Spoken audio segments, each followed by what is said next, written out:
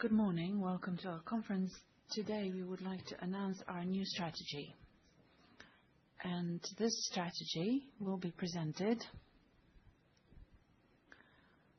by Michał Slaski, the President of the Board of ING, Bożena Graczyk, the Deputy responsible for Finance, CFO, Ewa Uniewska, who is responsible for private banking and investments in the board, Marcin Kościński, who is the Deputy President responsible for business banking, Marcin Giżycki, retail banking, Michał Mrożek, wholesale banking, Alicja Żyła, responsible for operations, Joanna Edban, responsible for risk, and Maciej Ogórkiewicz, IT. Okay, Michał, over to you, please. Good morning, ladies and gentlemen. Before we tell you where we are going to be in 10 years' time, we have prepared a longer time frame than what is usually presented. I'd like to draw your attention to what has happened so far in the development of our bank, of ING in Poland. We are part of the ING Group, which is currently present in 33 countries of the world. It services over 40 million customers. We're the third biggest bank of the group. We have evolved with time. We have become the third biggest bank. So we're part of a very big body that services enterprises, companies, persons and private customers all over the world. The bank at this point has about 4.7 million retail customers and about 600,000, nearly 600,000 corporate clients, including wholesale. We're right now a recognized brand. We're the second, according to the surveys, the second best known banking brand. We're a bank that also, what we're showing here is 2001. That was when ING Bank and Bank Śląski merged. And since then, we have had an 11-fold growth in terms of loans and deposits. And we have exceeded the figure of 400 billion. We're a bank that has an 11% share in loans and a 10% share in deposits at this point when we sum up the retail and corporate. Now, regarding the changes that have taken in during those 10 years, please look at the slide here. Retail banking in loans has grown 27 times over these 25 years. So basically, we have grown by a bank every year and 13 times on the side of deposits. ING has always been famous for deposits, and we've always collected them. I don't know if you remember, we used to even have problems because our share in mortgages back in 2006 or 2007 was 2.5%, and everybody was asking us at the time in 2008 why we weren't giving out Swiss franc mortgages. We were encouraged until 2008, but we were resilient to that trend. We never grew very fast. We started growing once the whole market made a zloty transaction. In corporate banking, we are also quite leveled up, a very dynamic growth here. Please look, 9-10-fold growth in loans and deposits alike. Now, for NPS and how our customers view it, we can see, according to the statistics that we can take from 3 different sources, and we extract the average retail customers rate as very, very well. We're the market leader according to them. Similar for business clients, this is very well distributed to subsegments. And the studies that we have also include Revolut. We are, however, seen rated better from the point of view of the satisfaction of micro enterprises. Revolut has already featured in that ranking as a point of reference. We were the first, and let me just remind you to offer some of the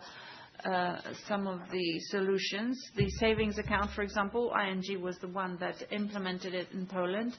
We have become a recognizable savings bank for over a decade. We have pioneered some integrated solutions for the application responsible web design. We pioneered eMoje, which is an internet gateway for online transactions. So we were the first, which is important to remind. If something gets introduced by one bank, it usually takes 5 to 6 months for others to take it on because they're good in delivering the solutions. But we want to sustain this ambition in the future. Now, analyzing the trends and looking at what's happening in the economy and in the society here in Poland, we have developed a refreshed strategy. This is a strategy of continuity rather than very abrupt changes. You might have noticed the headlines in the news. Whenever we have announced things, we have always developed and implemented them. We are effective in implementing strategic goals. For example, acquiring Goldman, the remaining part of Goldman by ING. And this is what some of us have asked us after the third quarter in press conference, whether that was going to take place. It had taken place. We were unable to address your question earlier, but please notice that we have delivered. We have also delivered all the other things that you saw in the previous slides, both in terms of market share, which has gradually been growing on the side of deposits and loans and number of customers. And those are quite conservative figures, I must say, because when we're showing the number of customers, these are customers that are actually banking with us, not just dormant, but have had an account for a while. Now, we have created a message that I wanted to share with you. That's our motto, ING in the beat of life. Why have we used the word life and beat? Well, this is because we believe that we're part of this economy, we're part of this society, and we need to reflect in our strategy all the changes that are happening and that apply to us all. And we will be talking about these changes, we will be communicating our vision to you, and we will be showing you trends that we believe will impact our development and our activity. We need to be very vibrant, we believe. We need to be part of the society, of the country, of Europe, and we need to some extent shape the economic development and social development of our country and be well integrated with our strategy. And we believe that as a large financial institution, we have a specific responsibility, a social responsibility that is linked to the fact that we will not be looking peacefully at bad things happening to the society or to the environment. We will react instead. We have split this presentation into 4 segments. One of them is about people, demographics, another one about generations and lifestyles, the third one is about the economy, and the fourth one is about the technology. I will sit down now, if you allow me. We will be sharing the remote controls with my colleagues. I will show the first part, and I will put some questions on the table for my colleagues to pick up to tell you about how our bank will react to the changing phenomena. So demographics to begin with. As you know, the childbirth ratio in Poland has dropped to 1.1. This is an alarming level, which means that if we think about it, we are actually facing a giant problem that's going to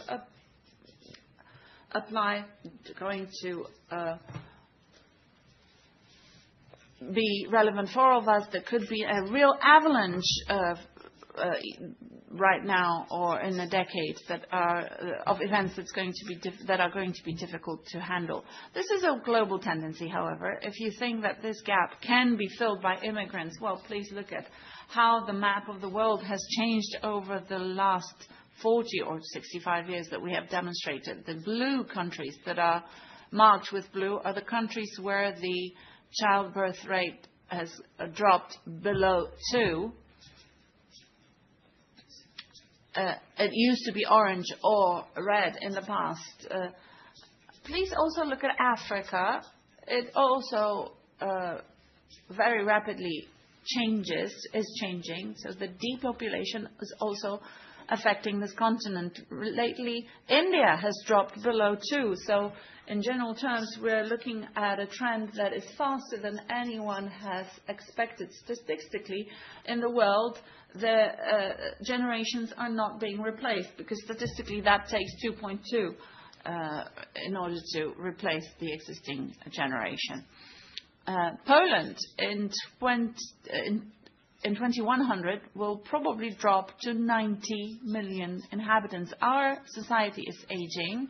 You can hear the example of the 80s and what's happening right now on the right-hand side. Please notice how quickly the number of people who are 80 or older is growing and how few children there are at the bottom of the pyramid and how many children we used to have during the demographic boom when I used to go to school. I remember afternoon classes. I don't think anybody remembers having to send their children to school in the afternoon. This seems like an urban legend that never really happened, but this was the case. Schools were super full, and now they're becoming empty. Now, in 2025 to 2035, there will be over 2 million employees who will be gone. They will either retire or they will stop working. We will have to face the void that will have to be filled up if we want to continue growing on the level that we have right now. The statistics are quite scary. Please look at the average pensioner. In 1980, you had 5 people working for an average pensioner. Right now, well, I don't need to comment, right? There's a lot fewer people, and in 2050, there'll be 1-to-1, a 1-to-1 ratio almost. So in general terms, well, there will be problems with the social benefit system that are linked to the depopulation and decrease in the number of people. But we're getting richer. Our purchasing power since we entered the EU has grown by over 160%. The society is becoming more and more affluent. It is being estimated that the number of millionaires in terms of dollars up to 2030 will triple and reach almost 260,000 people. This is also linked to the decision that we have taken to acquire Goldman and to enter into the investment market quite widely, because this is a product that we will be offering to this group of people. Ewa Uniewska will talk more about this. So what is the bank intending to do about these trends? How is the bank going to address them? Ewa and 3 of my colleagues from the board will tell you more about it. So let me give the floor over to Marcin.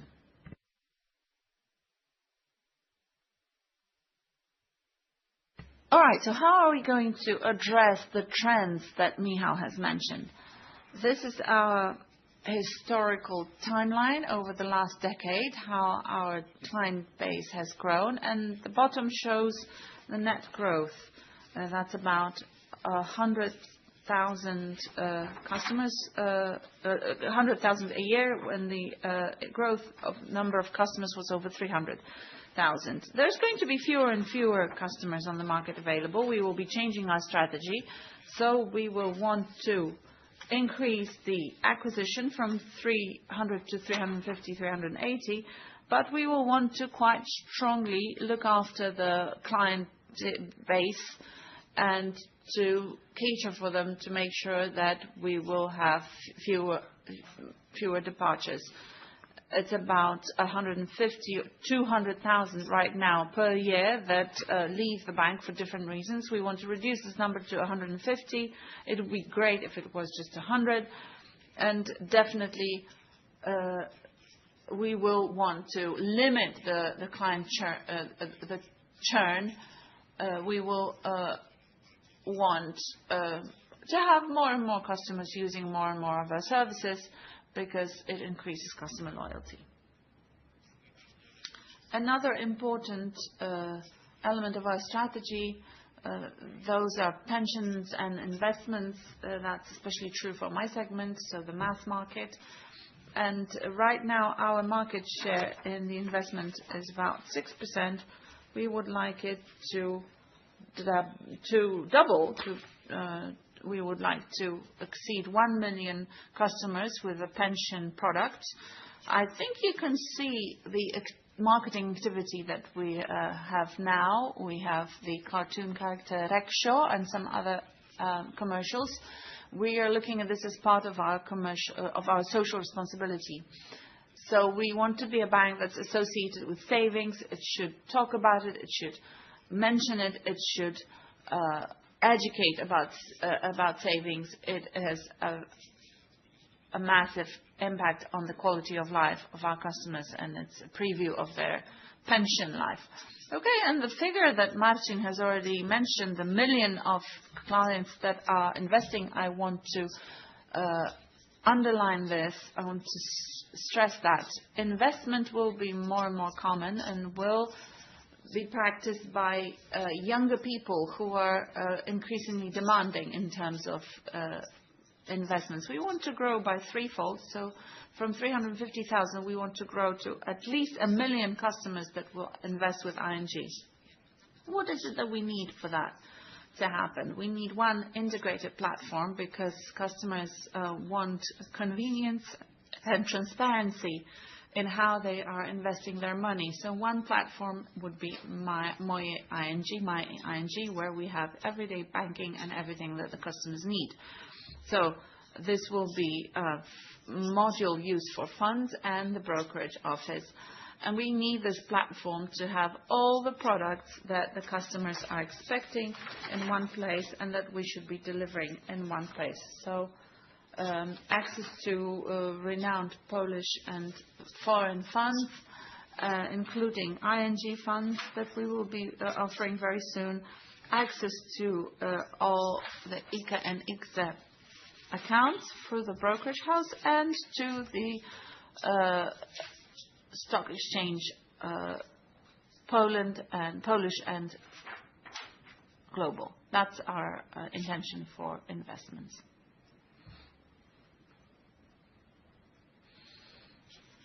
Now, regarding the corporate customers, we have a total of almost 589,000, and we're quite ambitious.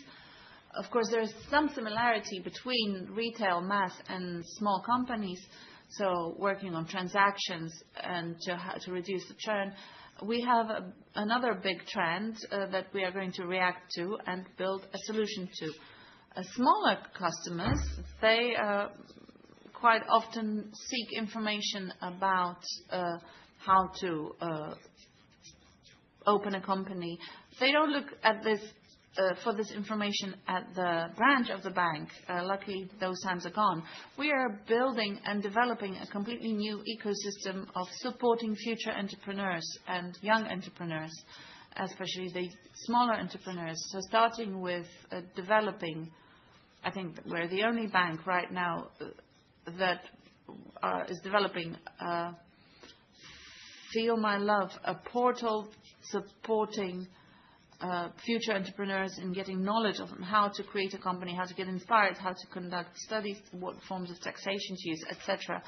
We have added, just a week ago, we added the best in the country application that has intuitive assistance and is integrated with the central business register.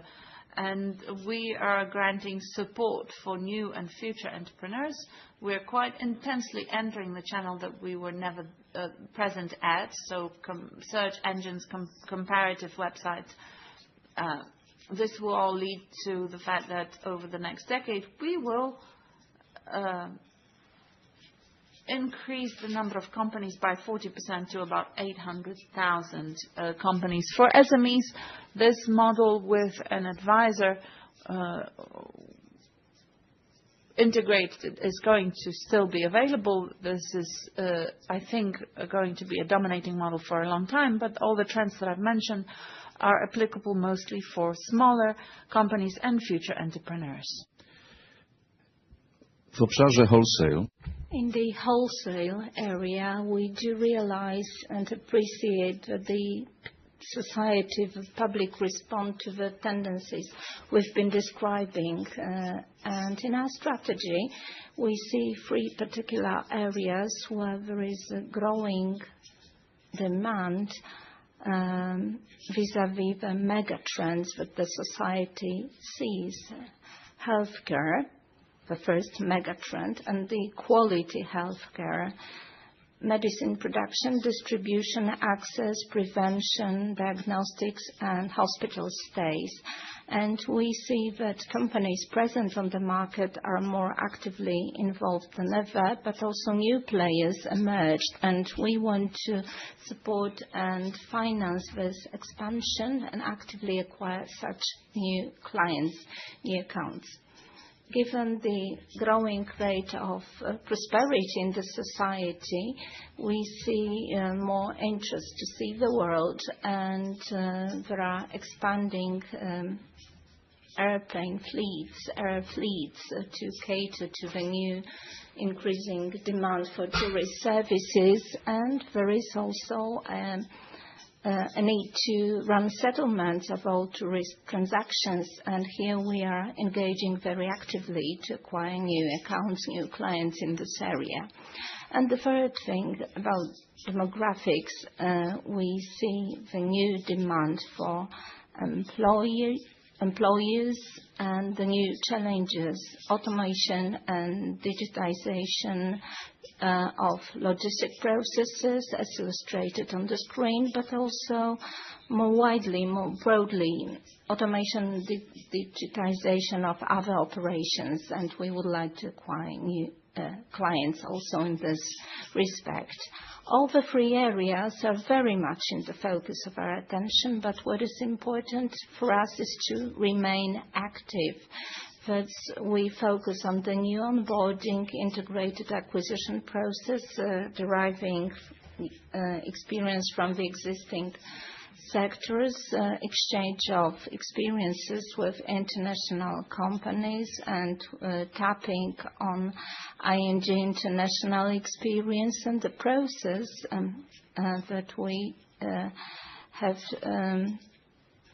tapped allowed us to access 100 new clients within the last year's time.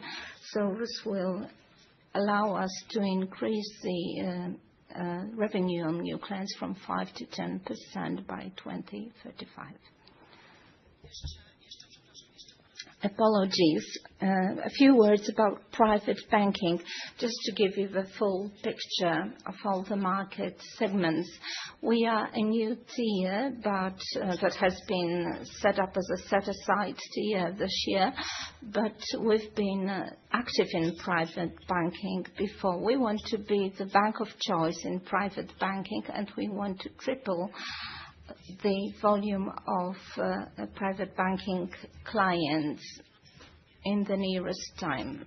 What I was describing to you, talking about the platform and products, very much applies to private banking clients as well, because private banking clients are very much the same clients with similar expectations, and they want to have access 24/7 to my ING, Moje ING. They want to have full array of products available, and here we decided to focus more on the relation-based model, where advisors build relationships and stay with the clients for years to come. This is also about banking for families.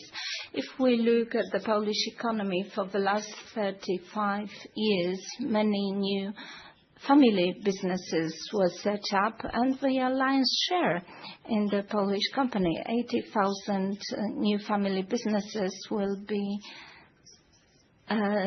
confronted with the problem of succession. We'll need to consider who is going to inherit their wealth, their assets, their experience. And we want to be of assistance in this respect and make families alert to the existing problem of succession in family businesses. That's why we will take care of family foundations, which will allow to provide investments and provide for succession without partitioning of the existing family assets.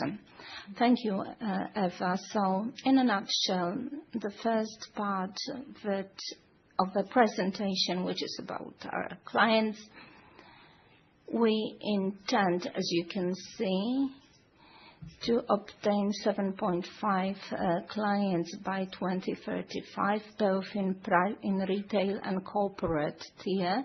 We want to come up with full pension offer in view of the aging society, and we want to have new investments in excess of 12%, which will be obviously supported by the acquisition effort that we have just announced, and we'll be coming back on 4 occasions during today's presentation to the slides so that you know in which direction we want to go and expand and how we define ING in the beat of life. Now, the second segment of our presentation, generation and lifestyle changes.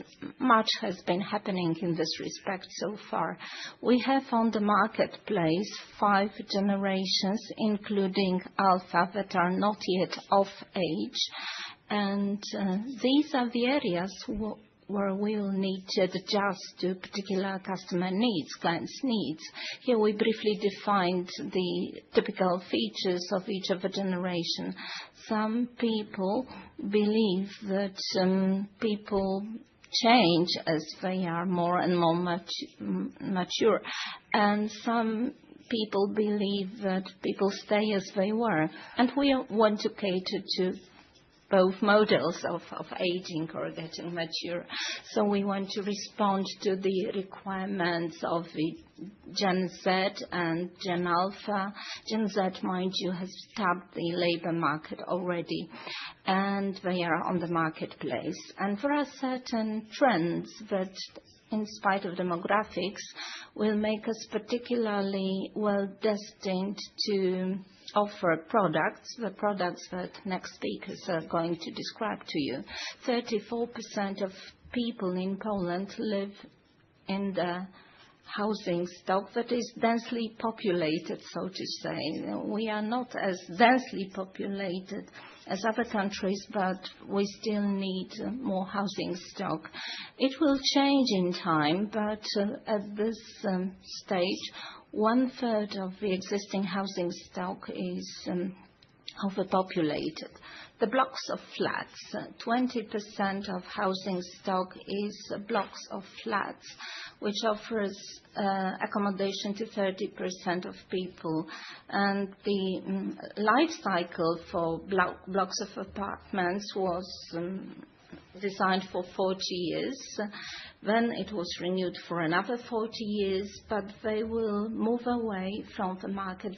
They will disappear from the market, and people will look for new forms of accommodation and of living. And in 2030, the first blocks of flats built in 1940s and 1950s will age, and they will be beyond their secure usability, and they will be not living worthy. Then singledom, more than 14% of Polish people live in single households, which is very unlike the high statistics in the United Kingdom, Denmark, or France. But certainly we will not see much of cohabitation by whole multi-generational families in Poland any longer. There will be singles living in single households. And of course, social relations do change. We spend more and more time online. Look at the evolution, 6.5 hours statistically per day is our online activity using a mobile, tablet. So when we wake up, this is one of the dominating features of our daily activity. Our kids have been equipped with mobiles. We are not evaluating this practice. In 80%, they are not yet 10 years old to be provided with a mobile. This is simply the fact of life, and the time spent on the phones is in excess of 4 hours per kid, and 6 minutes just to learn online, just for comparison. So this is what is already happening and will be happening in the future. And this is not only impacting on what we are going to do in our bank to accommodate the situation, but this is also more broadly about what is to be expected. And my colleagues will tell you more about it. Marcin is the first on the list, or? Yes. All right. So it all stands with our brand. Our brand is strong, as you have heard, and we hope it will remain strong or even stronger. We want to use the existing client base and the confidence and trust they have in us. And this way we want to educate and generate new generations of our clients. And there are many people in our client base that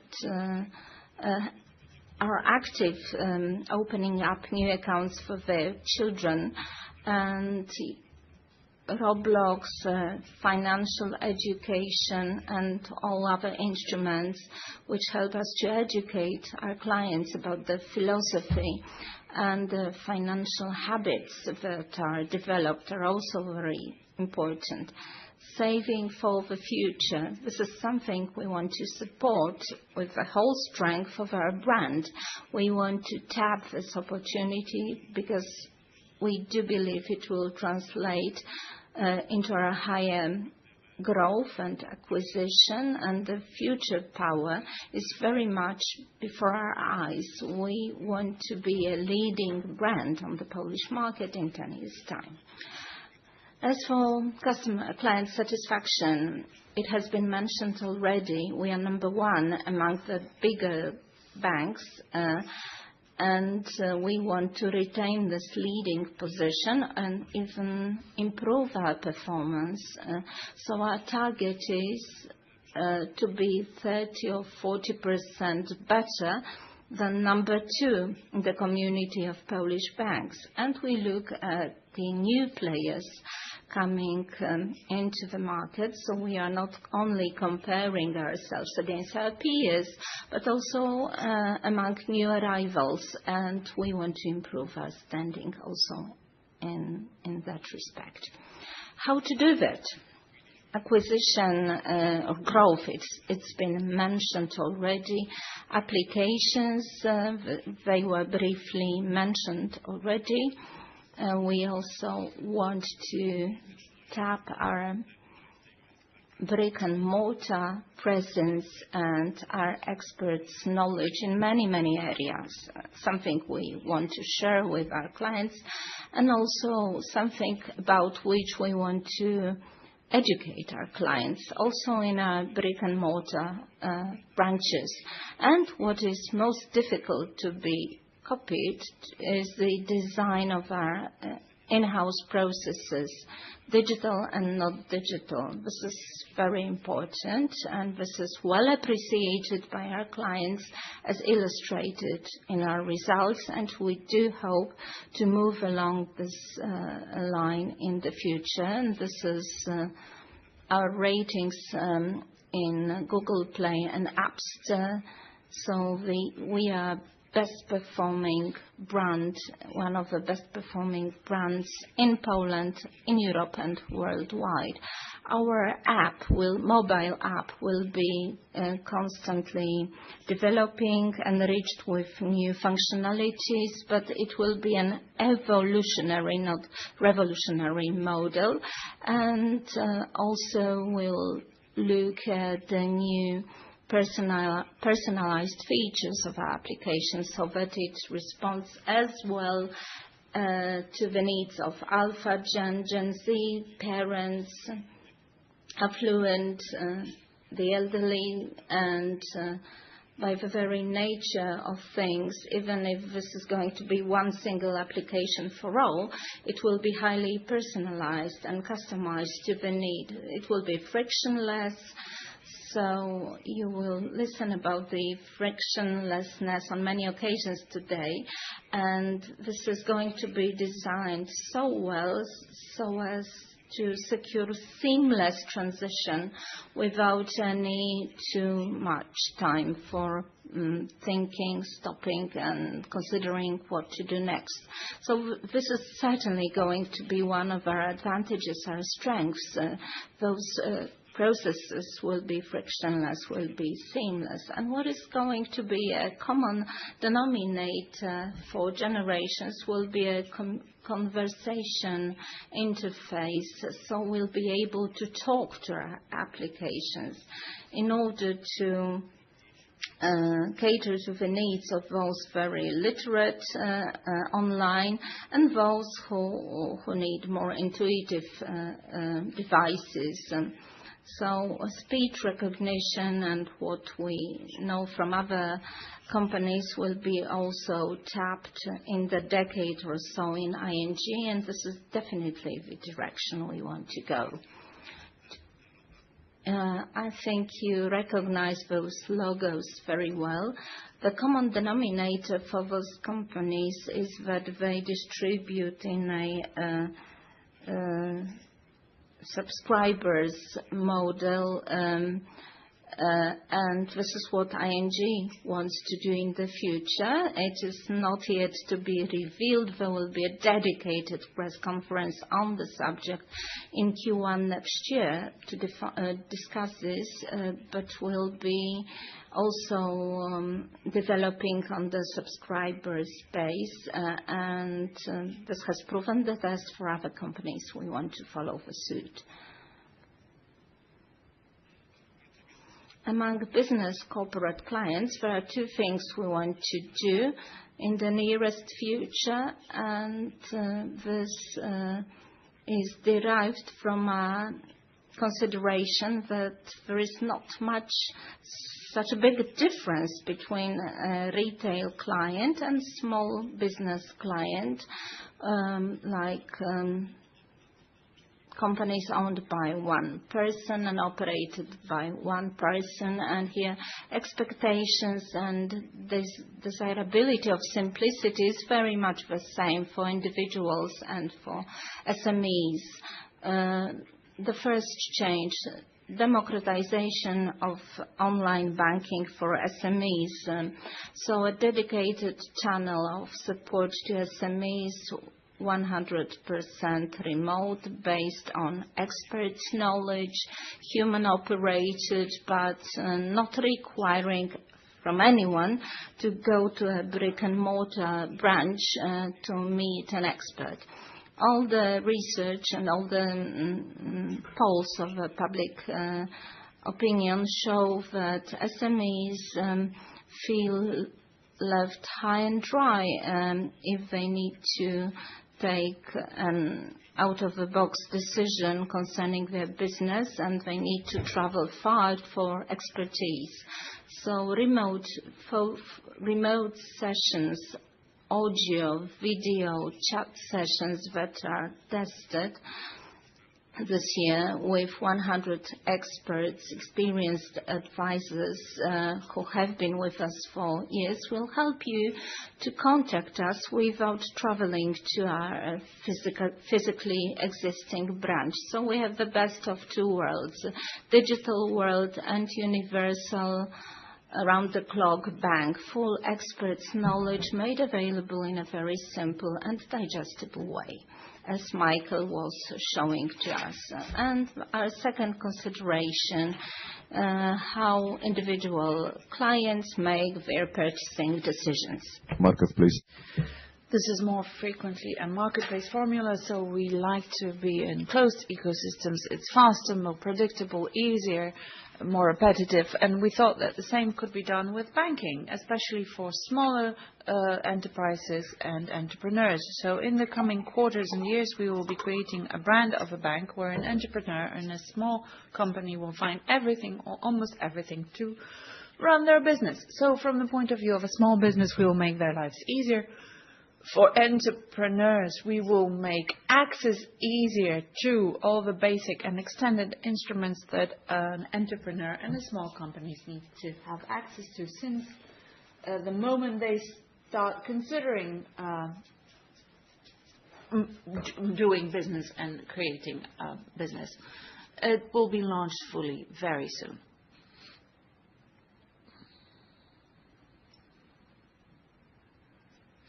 All right. Well, going back to mortgages,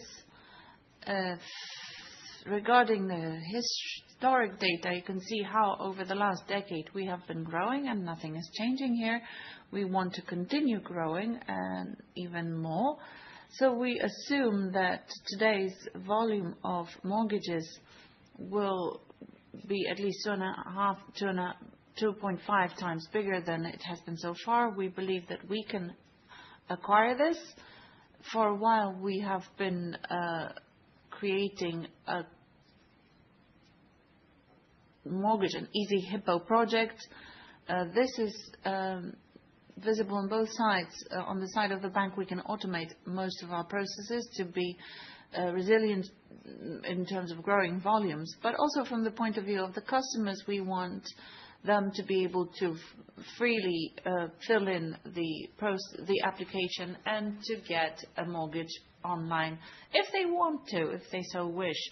The access to a bank's expert is still granted, but we do believe that we will be able to create such a process and that it will bring about the best customer experience. We believe that customers in Poland are at a stage where they are able to fill in such an application digitally online and take it to the very end. Another important element of our strategy are cash loans, consumer credits, whatever we call them.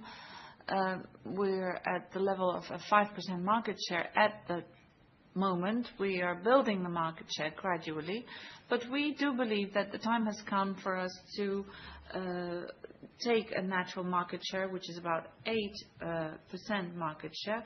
We are assuming that our customers are using these products. Sometimes they go to the competitors, so they want to persuade them to come back. And we will perhaps be trying to be more open to new customers with such products. We are creating a new process for incoming customers that are starting their relationship with our bank through such products. We want to refresh our offer of credit cards so that our customers are more willing to use them. We have a full portfolio of cards. We want this to be scaled up right now.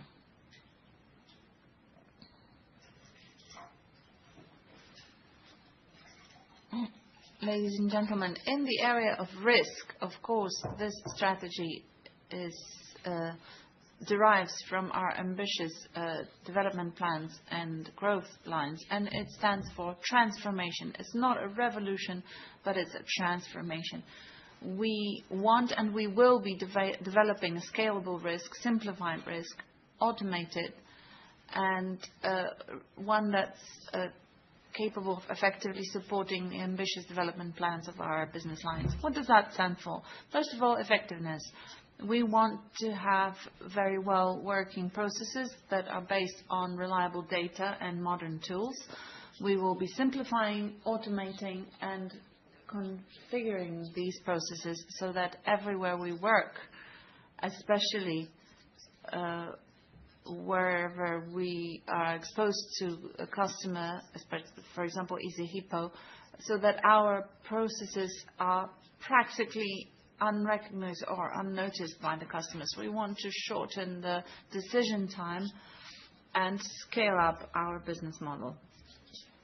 Now, the regulatory compliance, regulatory and control environment, well, I perhaps will refrain from commenting on that. That's the domain or responsible of the risk division, and that's a natural and inherent responsibility. But according to the ambitious developmental goals, we want this control environment to also be automated and simplified to the biggest possible extent, and for it to support ambitious growth. Our tools, and I'm here referring precisely to models, will be very strongly linked to the client's portfolio, to the life cycle, and the relationship of the bank and the client. The models are inscribed in the whole relationship. We're talking about KYC onboarding processes. We're talking about complaints post-market processes, but also capital models. And our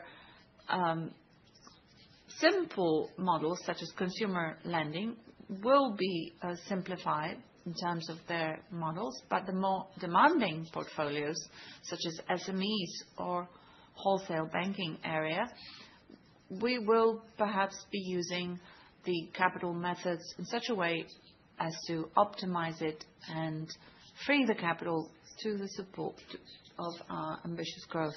And our team, competences of the future, support for business, this is something that we will be growing here, new skills, new competences by learning and supporting new products. We have spoken a lot about the investment area. We will be also talking about our ambitions in wholesale banking. Michał has mentioned that. Support to the energy transformation, financing, defense or infrastructure projects. We will be require a demanding but a strong support for business.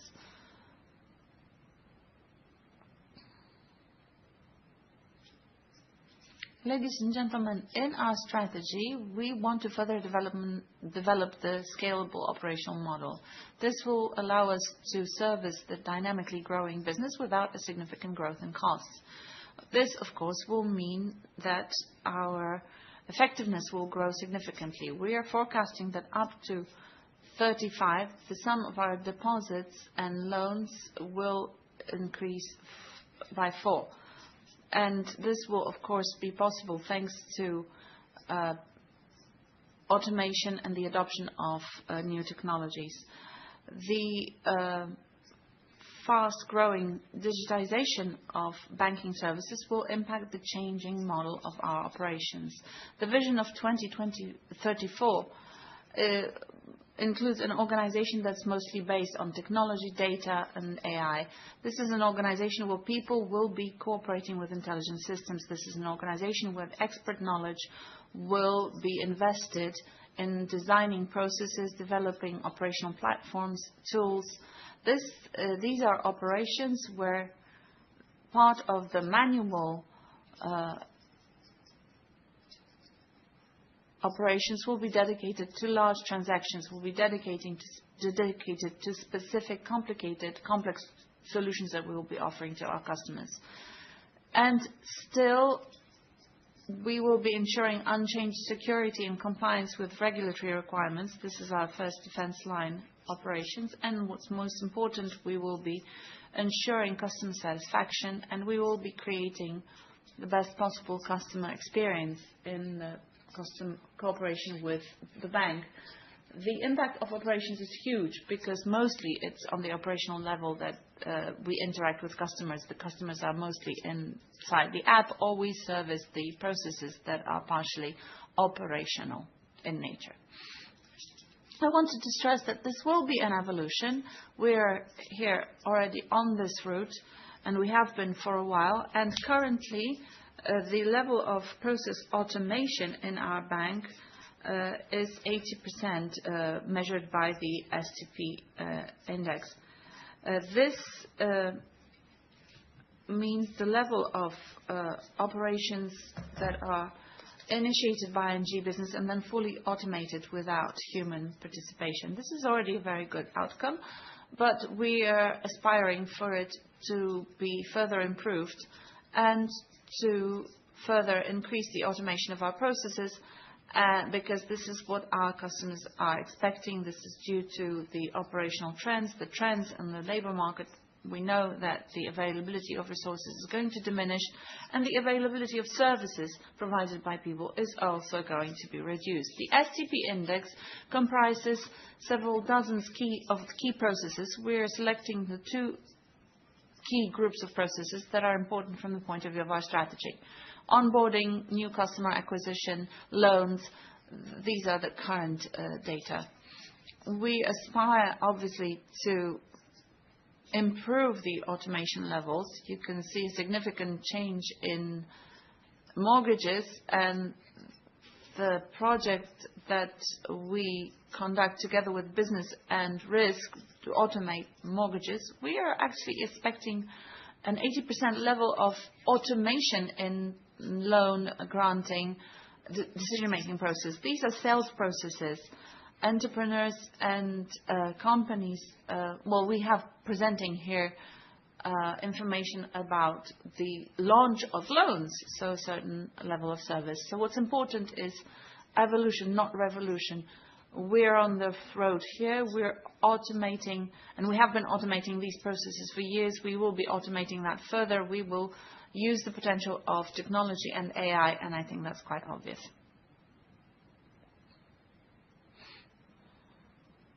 So summing up this block, we are planning to grow in mortgages by twofold,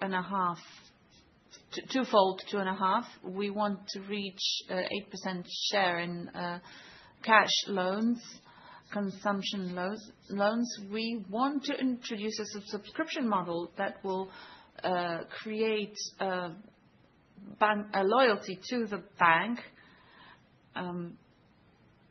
based on the services that will be available. We will be creating the marketplace. We will be developing mobile banking further, using voice as one of the elements that will link the youngest and the eldest users. We want to be the leader of PSA. We want to further automate the processes, leading to 95% of automation. We want to use voice bots and chat bots in such a way so as to facilitate the customer experience and respond to the changing needs of the world. And all of that will be based on a safe attitude to risk that Asia has spoken about, modern finances, scalable operational model. At the bottom of the slide, you can see these blocks in blue. We call them enablers.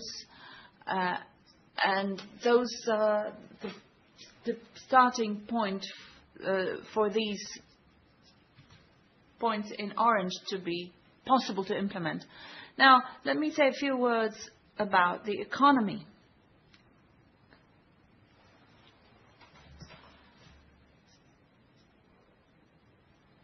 This is a map of the global supply chains or trade tendencies in 2000. The light blue was the domination of bright blue of the EU throughout the world that I'm sure we all recall. This is what the map looks like right now. So there's a deglobalization And this is what we're going to face. The EU has, in fact, withdrawn from the majority of areas where we used to be leaders. The yellow is China. At the same time, we're seeing an over-regulation in the economy, which is due to various reasons. And a few examples here. In the EU, over the last few years, we have had 13,000 regulations created. And in the same time, in the US, just over 5,000 that have mostly dealt with the functioning of businesses and enterprises. On the pharmaceutical market, that's another example. The EU has banned 2,537 various substances. They cannot be used in cosmetics, whereas in the US there is a total of 11. Now, if you look at the competitiveness of the Polish economy, this graph is also present for most European countries. Between 2015 and 2025, the competitiveness has decreased significantly. At the same time, Poland is facing huge opportunities due to the energy transformation. As you are quite aware, the Polish government is planning to spend over 1 billion zlotys, so 1.1 billion, actually, 1.1 billion on power plants. This is a very big drive for the economy in terms of modernizing the whole ecosystem. We will be building airports. This is apparently the amount that's going to be spent on the central airport. We will be joining these airports to the modern railway hub. These are further billions that are going to be spent on infrastructure. At the same time, we are increasing our defense systems.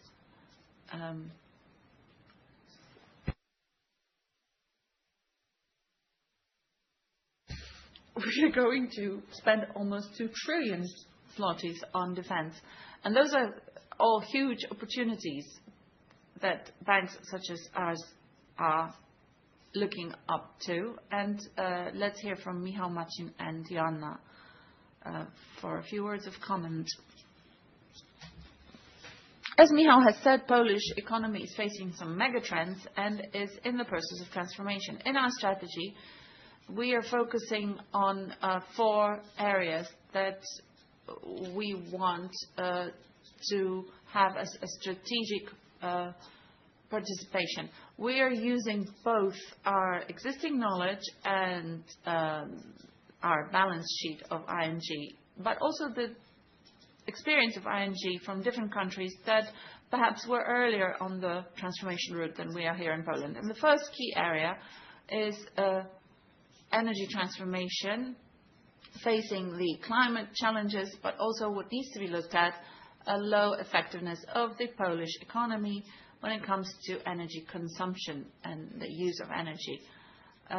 We are now showing you examples of companies that we are cooperating with effectively and financing some projects in the area of renewable energy. We're planning to base on these experiences for projects that we know are being planned for the upcoming years, but it's also worth looking at the fact that we are getting prepared to finance first energy projects based on the nuclear and technology. Logistics is another area that we want to look at, both physical infrastructure such as airports or ports, harbors, but also technological infrastructure such as broadband or data centers, fiber optics, and other infrastructures built by big players. These are projects that have been put in practice over the last 12 months, but also a basis for us to prepare to have some projects co-financed that are going to be rolled out in the upcoming years. The next key area is, of course, the defense transformation. The first area that has been launched is financing acquisitions on a large scale, so procurement of army development on international markets. These are projects that are being coordinated with the Polish official BGK bank. And we know that new acquisitions are being planned for the upcoming years. But another important pillar that's related to the technological development of our country, that is manufacturing and production, developing Polish armaments system by both public or state-owned companies, but also private enterprises that are involved in, for example, manufacturing drones. We are actively involved. We are financing projects in those areas. Unfortunately, we cannot list them all. But we are also preparing to finance projects that we know are being planned for the nearest future. And the plans that we know are being prepared, on the basis of that, we are forecasting that we are going to be able to implement a growth in terms of investment loans and loans supporting newly created supply chains and value chains. We can double our loaning and deposit volumes.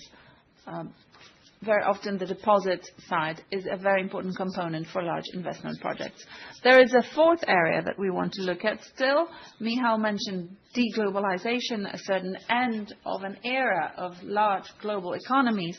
But to replace that, we will have new supply chains used by Polish enterprises that are more and more frequently going out to international markets. And we support them and have been supporting them throughout the expansion in a dozen or so of most recent months to the tune of 13 billion of Polish zlotys, either for investment or offering backing up their investments. And our ability to support Polish companies' expansion is possible thanks to a local presence offered by Bank Śląski, 10% of local presence, our sector-based knowledge, so our in-depth expertise about individual sectors in which customs operate, and our international network, which allows us to support our entrepreneurs as they want to roll out and go out to the American market, which is quite an interesting vector in our development and the development of Polish companies. And bearing in mind the internationalization of the Polish economy, we also need to remember that Poland is on the receiving end of investments. Here we have new companies arriving to the Polish market and expand their presence in Poland. This is more than 60 companies to date. And what is important is that the investment trend, the FDIs in Poland, will be a growing tendency. Poland is seen as a strategic market for many players served by ING internationally. So we are ready in our strategy to support the foreign companies tapping the Polish market. We have such relations in 40-ish countries. We have also our sector knowledge, and we have our strong international network, which will help new arrivals on the Polish market. And what we want to do in corporate tier is that we want to double the volume of transactions in our strategic planning period. And what is conducive is the growth of economy. What is not so conducive is the level of difficulty of investing in private sector. There is a lot of uncertainty. There is lots of over-regulation. Top Polish entrepreneurs, as they are interviewed, say how long investment processes take in Poland as compared to other countries. And this has bearing on business and condition of doing business in Poland. And what we want to do is to rebuild from scratch to paths.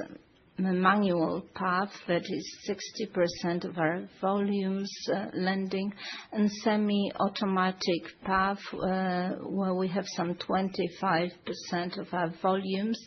And since we have been market leaders on those two paths in recent years, we want to shorten and streamline the process to take 5 days for fully automatic for manual path, and 2 days for semi-automatic path, where we are supported by dedicated algorithm, and we want to be able to advise and give tips and hints on certain actions to be taken. And two other areas I was mentioning to you is leasing and factoring. Historically, in leasing, we have been very strong. Leasing to medium and large companies is our strength, but leasing for smaller assets, for SMEs, is not so well penetrated by ING. So we want to arrive at a new quality, and starting from January next, we will turn around the process for the existing client base of leasing clients in ING. So there will be a leasing on-click functionality available, and this will be a new value proposition for the existing client base. And we want to expand on the vendor channel, where we are still underrepresented, leasing with service on subscription, which is an increasing chunk in the Polish leasing market, and ING Leasing, a new brand to be more accessible and simpler, so that small and medium enterprises associate us with leasing engines as well. So we are with strong presence in the large and medium sector, and not so strong presence in the small enterprises leasing sector. So we want to be number 3 by 2030 and have 5-fold market share growth by 2030. Very ambitious plan. The bar is very high. And now coming to the factoring side, here we are very well placed. We are number 3 following mergers with 2 other factoring companies.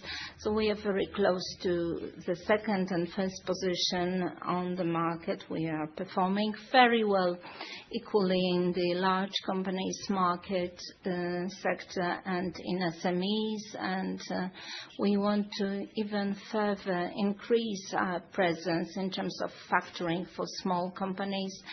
We want to increase it tenfold. I think this is the simplest way to secure financing for SMEs in the nearest future, and it will also help the new startups, and we will also change the name. It's not going to be ING Commercial Finance Poland. It will be ING Factoring as of next year.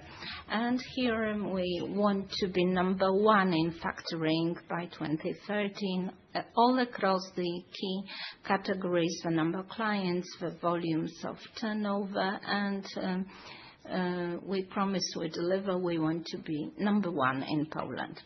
Ladies and gentlemen, those goals and the transactions that my colleagues have been describing to you are very well dovetailed with SG strategy, and here there won't be any revolution to be expected. We will continue with the SG goals as they have been communicated in the integrated bank strategy, both on the side of environmental responsibility and social responsibility. So everything that is defense related will be also fine-tuned with SG strategy.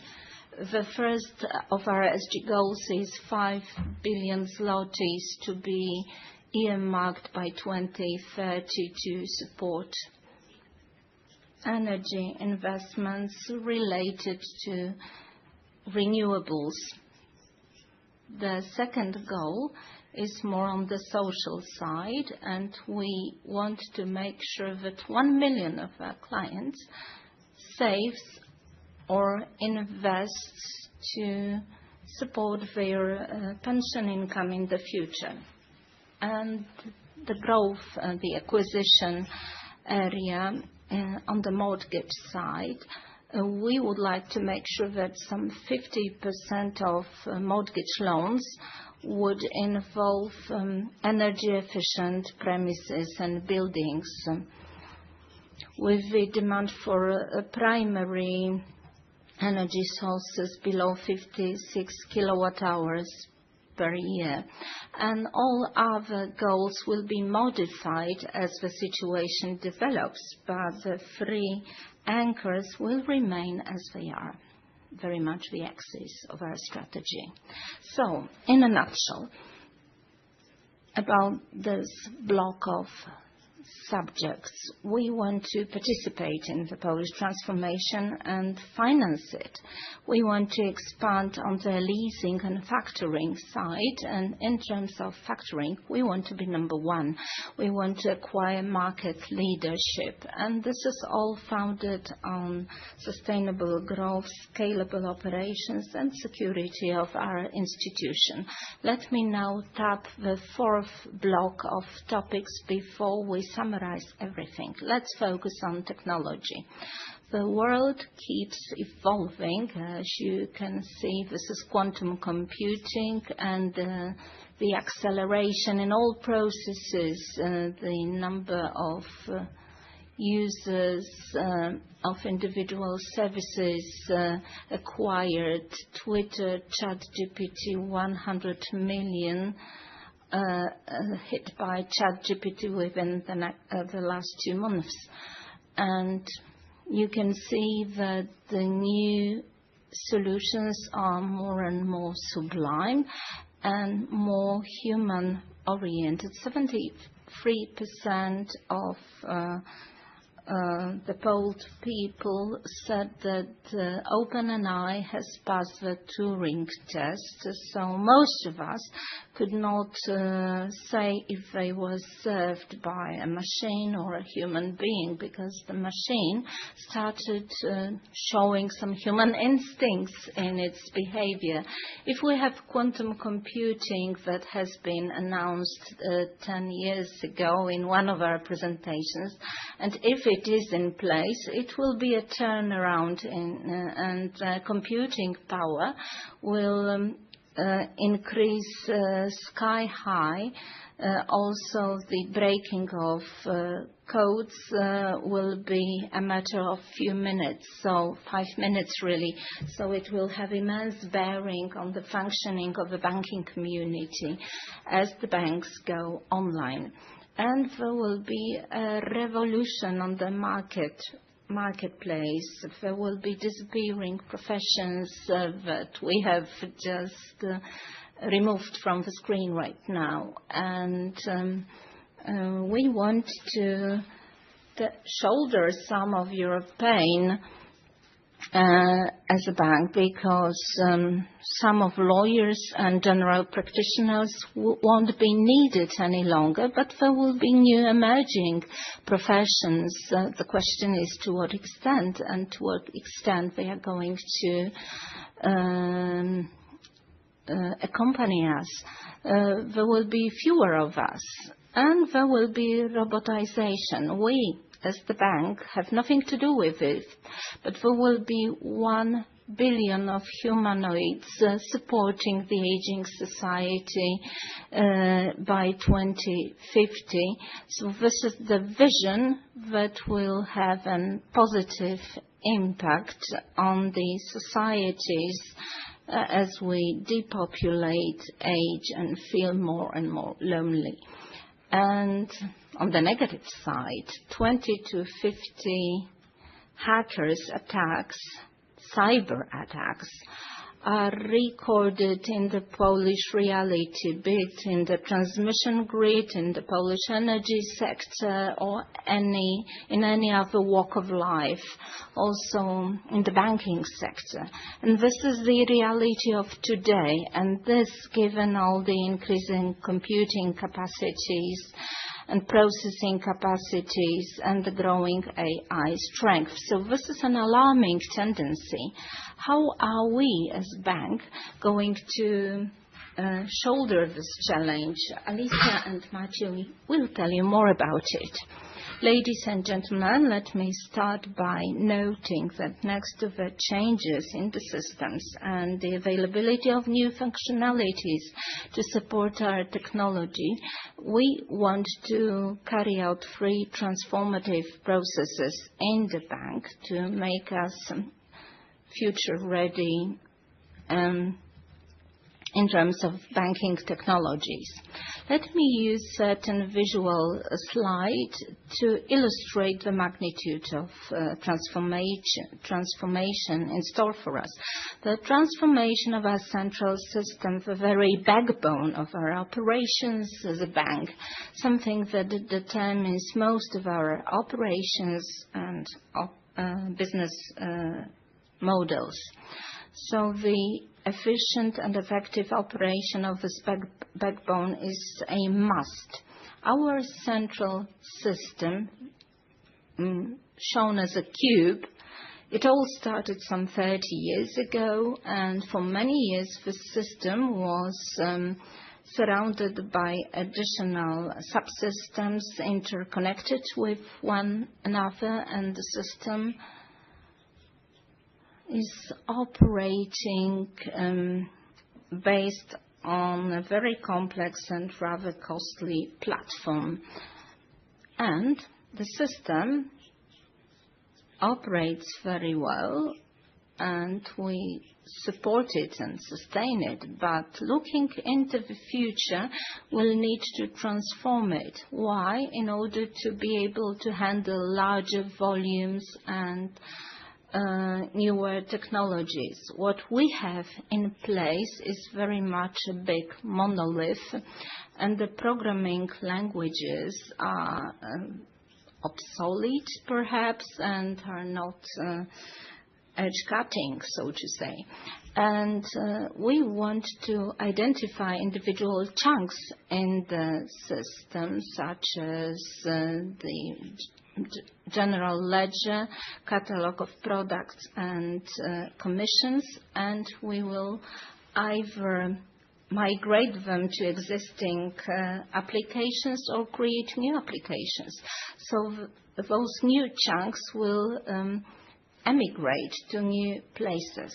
And as a result of this, the architecture of the application will be modernized, it will be leaner and more effective, and it will be cloud-based and online available. So we'll decide ourselves where it's going to operate, in a data center or in a cloud provided by an external provider. So this is a revolutionary change. It will have bearing on business, on operations, and it will commit the whole bank.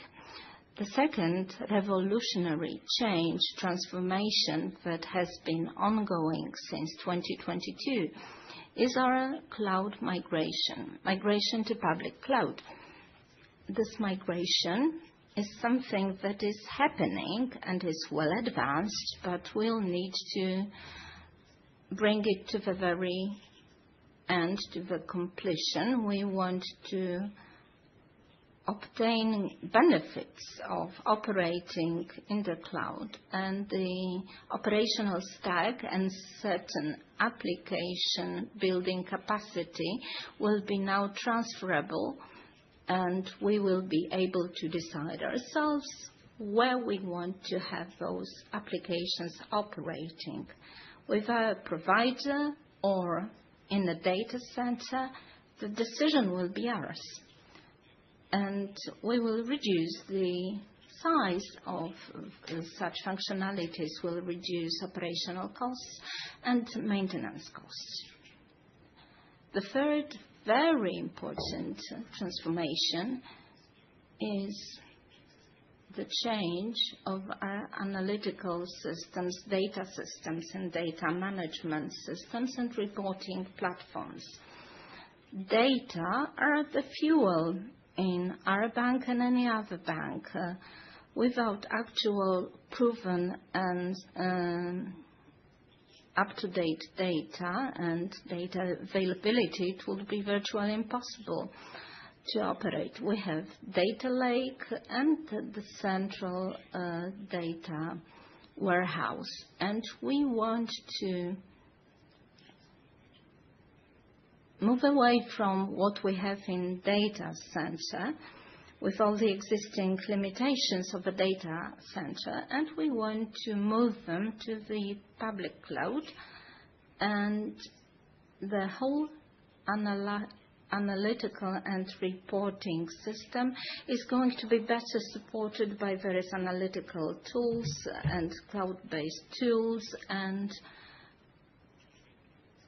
will employ artificial intelligence more frequently. The process has started in the bank many years ago, and Alicia will tell you more about what is to be expected of our cooperation with AI. As a result of all that operation, we'll have quicker access to data, better scalability of data, and modern tools for data scientists. Over to Alicia, please.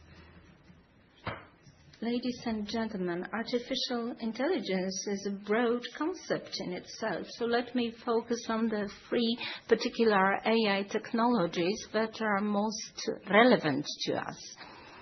For years, we've been using machine learning for the bank, and we are pretty mature on that count. This is the technology which allows us to perform advanced data analysis on various levels: statistical data, voice processing, image processing, and many uses. Here you have an analysis of real estate, something that we use to monitor our mortgage loans. We also have a number of solutions in preventing money laundering, CDT and post-transaction monitoring, predictive models in monitoring of loan repayments. These are also very advanced areas, the restructuring and the debt collection. But in our business activity, we use machine learning to personalize offers for customers, to personalize marketing communication, operational communication as well. This technology is has still got a lot of potential, even though they're new, a lot better technologies. Machine learning is here to stay. We also work with generative AI, which has appeared quite recently compared to machine learning. And this technology has broader opportunities. It allows us to generate content. It allows us to build solutions. And now, regarding the implementations in our bank, let me just inform you that we have 3 generative models that are being implemented in our banking processes. And that is the assistant for the complaints service process, which analyzes the content and generates the response for the customers. These are chatbots for business banking, for corporate business banking customers. They are intuitive. They are built on generative technology that allows for bigger opportunities, and the language of the communication becomes more natural. And the third application is to update the data in the CDD processes, so all of the AML obligatory processes. And that is the beginning. We are working on specific subsequent solutions, and there's going to be an increasing number of those. And let me also mention the agentic AI. This is a technology that we look at because it's a solution that provides a lot of potential for us. It has a lot of potential, and we use applications in our processes. Agentic AI is not just a individual solutions that we apply to a process, but these are opportunities to automatize entire processes. So in the ING group that we're part of, there's work going on and experiments going on concerning the use of agentic AI, especially in the loan processes, business banking or corporate segment, and we are going to follow suit. And that's, in short, what I was going to say.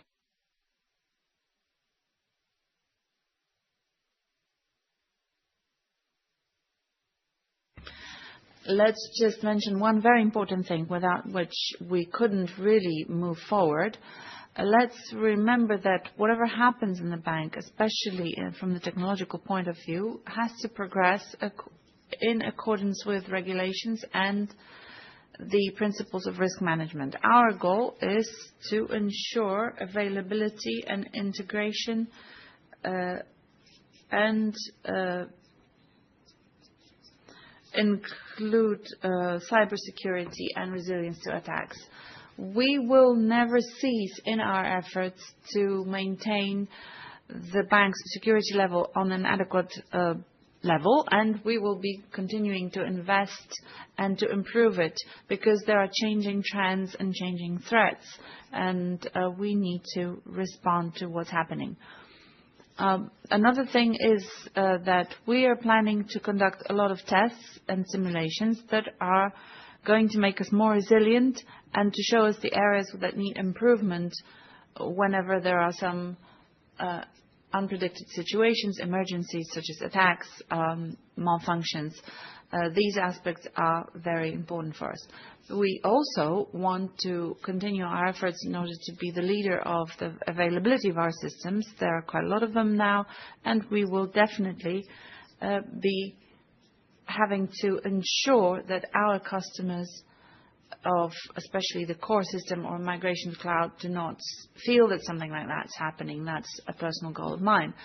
And last but not least, those are actions that are addressed to the bank as the organization, but we are also going to strongly increase our operational excellence and our detection of fraud targeted at our customers. This is an important problem for the whole sector, and we have multiple ideas for improvements in this sector on how to counteract the cyber criminality.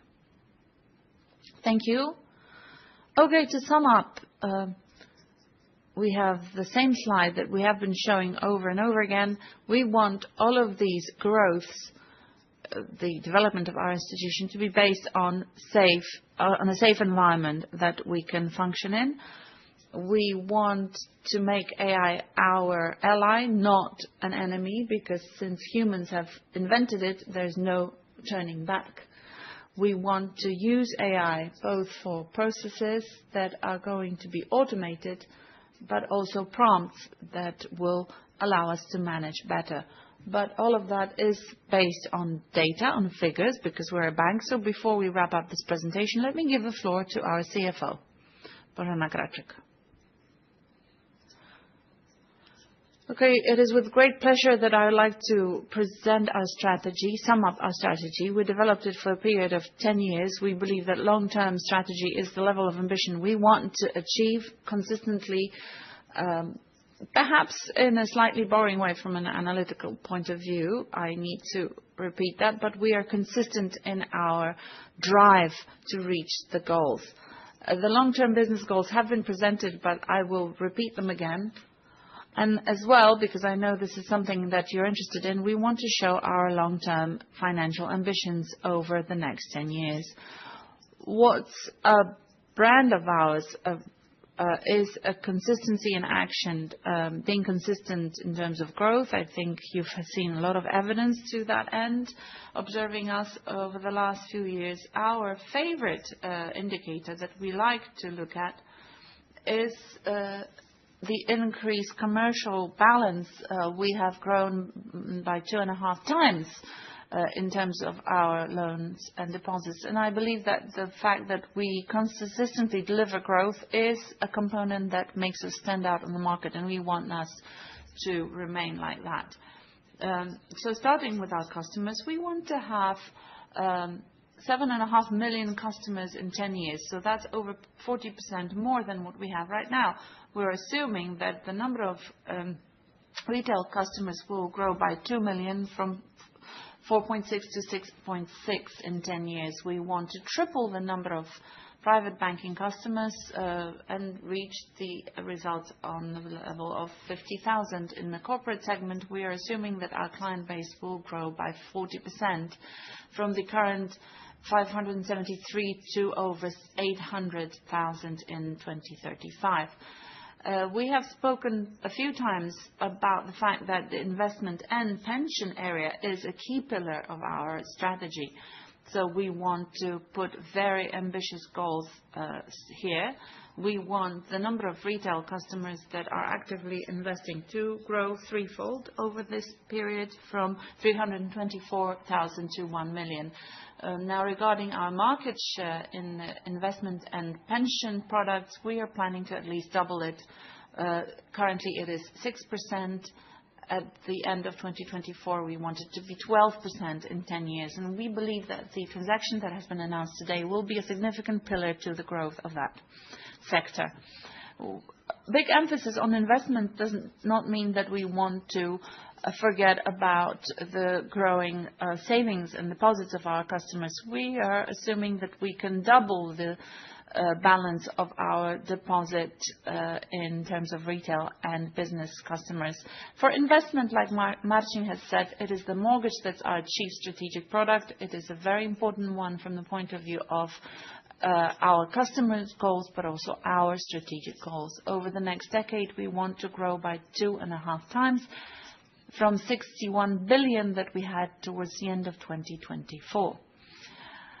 So far, our share in consumer loans was 5%, has been 5%. In 2035, we want it to be 8%. We are also drawing some ambitious goals in our corporate sector. We're assuming that the loan value will grow twofold. And like Marcin said before, we want to also look into lease and factoring services. And now about our financial ambitions. That's some information that you have been able to read in our current report. Perhaps let me start with the return on equity. We are estimating and planning for this indicator to be on the level of about 19%. Our strategic goal is not to improve it because for the recent years, we have been able to prove that this indicator is above the market average thanks to big profitability, but also effectiveness in terms of managing our equity. And we want this to be the case. Still, we do not want growth. We want a return indicator on equity above the market average. Now, cost to revenue. This is not the lowest on the market, but that's not our strategic goal.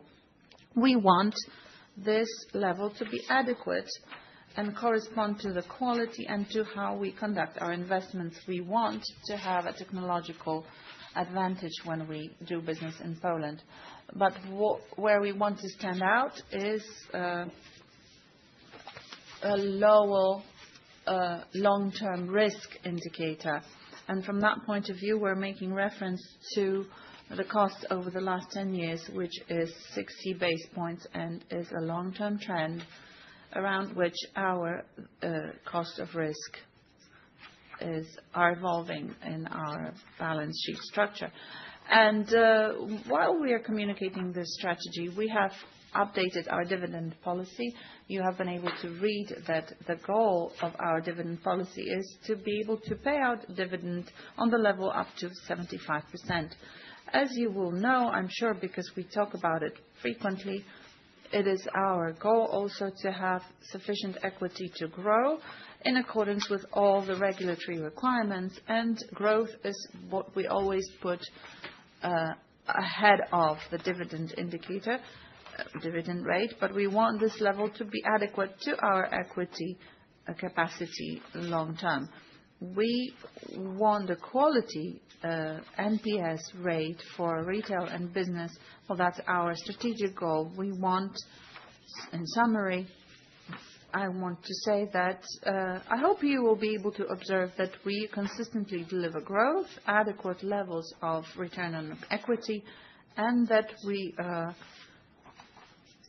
allowing our shareholders to enjoy these outcomes and our workers as well. Thank you. And that's our definition of the beat of life, how, as a bank, we want to be integrated in the changing society and changing economy. And over the next 10 years, we want to accompany you in the development of our country. Thank you very much. Tak, dziękujemy za prezentację. Thank you for this